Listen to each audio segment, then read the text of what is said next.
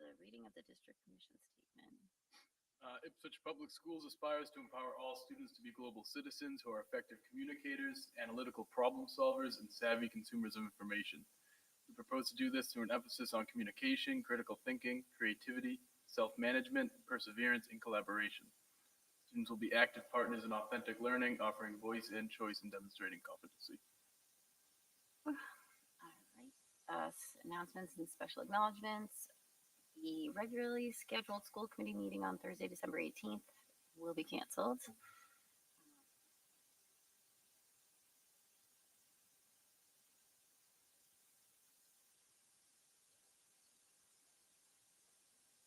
Okay, so we have a vacancy on the school committee. The appointment process has been posted in the newspaper and on the town and school websites. We are planning to have a by-board meeting with the select board on January 8th, and then we'll likely vote on January 22nd on the appointment. My special acknowledgement was that I went to the ceremony, which was quite nice, and I wanted to give a shout out to some district employees who were recognized, including Sean Fitzgerald, the basketball team that my brother-in-law was also on, and that was coached in part by Alan LaRoche, and Mel McFadden from Central Office was also recognized, and there are a lot of shout outs to Tom Gallagher as well. That as well. Okay. So Stole it. there. I want to acknowledge Keith Morgan, our tech director, Amy Gregory, and Laura Hillary for the new website launch. I think they did a great job putting all that together. The launch, I believe, went off without a hitch last week. We've gotten some good feedback on it, and we'll continue to build it out from here. It's a lot cleaner looking. A lot easier to navigate than it was before, and it's all uniform now. So, and then last night the small ensemble concert took place here at the high school. It was a great concert. I want to give a shout out to all of the students and the music educators who were involved in that. Saw the We Three Kings. Which was breathtakingly beautiful, the way they did that. That was amazing. Mm-hmm. That was last night, I'm assuming. Was yeah. Where am I seeing anyway? Not online, but.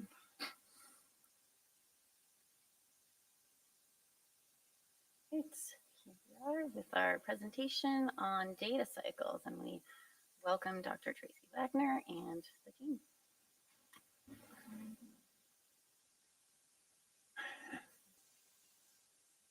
Everybody, welcome. Nice to see you. We are here to present to you on data meetings in Ipswich Public Schools. So I'm Tracy Wagner, Director of Teaching and Learning. We have Leanne Kalura, who's the Assistant Principal at the high school. Lena Lopez-Ryan, who's the math coach at Paul F. Doyen Memorial School. Kate Norris, who's the math coach at Winthrop Elementary. And Alyssa Brand, who is the literacy coach at both the Doyen and the Winthrop. So we're happy to be here today. Our goal is to present you with a look at how data is used K-12 in the school system. So a presentation overview, we're going to start by talking about what are data meetings.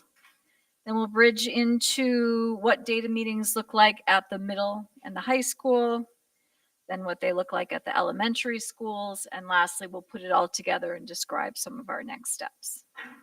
So we're going to repeat this slide at the beginning and end of our presentation. So the ultimate goal of our work with data is we are striving to use data collaboratively and consistently to support every student's growth. I recognize that you see me every year doing the exciting MCAS presentation. I always talk about how MCAS is just one source of data we look at. So I love that the question was asked, what are the other sources that we look at and how do we use that data to inform instruction? So that is our goal in presenting to you today. So what are data meetings? So data meetings are structured times that groups of teachers sit together and look usually at a triangulated source of data. So that means they're looking at a mix of data from different assessment points to learn what students know, are able to do, and to affect instruction. And so these are some descriptions of our collaborative problem solving sessions with data. And all of that work goes into how we use our MTSS framework and ensure that all students are receiving timely support. So that means multi-tiered system of support. So in a nutshell, that's how teachers do whole group instruction, make tweaks to their instruction based on the data, perhaps move to some small group instruction, and then if further support is needed, move to another tier. So I do want to mention that as in the MCAS presentation, teachers look at all kinds of data. And so you'll hear about formative data tonight. Formative data is data that teachers use all along the way of a curriculum unit to check in with students know and are able to do. And you'll hear about summative data. Summative is more like MCAS or more like report cards. It's the sum of the learning, what happens at the end. So to be perfectly clear, a lot of the data that you'll hear about is formative data, which is data that sometimes comes from an assessment students take before they've even done the learning of a unit. And for that reason, that data is data we use internally versus data that's summative, like MCAS or report cards that at the end of their learning is reported out. So you'll hear about both those kinds today. So data has always been used in Ipswich Public Schools, as long as I've been here and certainly before my time. Data has always been used by teachers individually and in small groups in different ways. What's new in Ipswich Public Schools over the past 2 years, which is a credit to all these people who I'm so happy to have here with me today, is using data systemically in a way that informs teaching and learning. So beginning last year in 2024, we had a renewed district focus on elementary coaching. Our 3 instructional coaches from the elementary level are here, and they took on the task of bringing our schools together in data cycles. So you'll hear them talk about how they meet regularly with teachers in a very set, structured protocol setting to discuss data and discuss how teachers are going to use that to inform their instruction and make curricular decisions.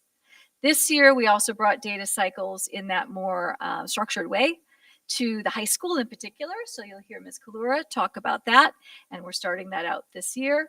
The middle school will start those more formal data cycles next year because they are at a place where they are finishing up writing down their curriculum in the Understanding by Design format.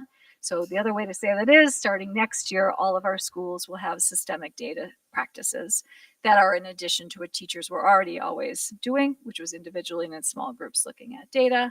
This is a work in practice. It's something we are constantly working to